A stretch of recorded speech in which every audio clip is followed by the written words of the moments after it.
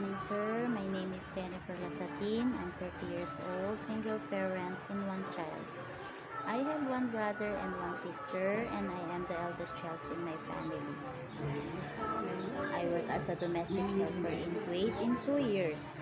When I'm arriving Kuwait, there are two kids for me to take care. Both of them are boys.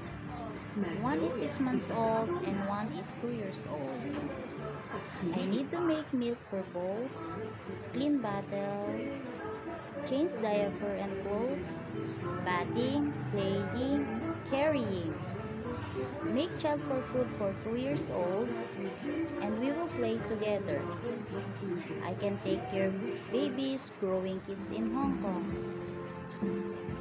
I'm willing to learn the Hong Kong procedure if not the same in Kuwait and Philippines. I can do cleaning, washing, ironing, going supermarket and cooking. I want to work in Hong Kong to earn more money for my family because my child is growing and need financial support. I hope you like me. Please consider my application, ma'am and sir. Thank you. Have a blessed day.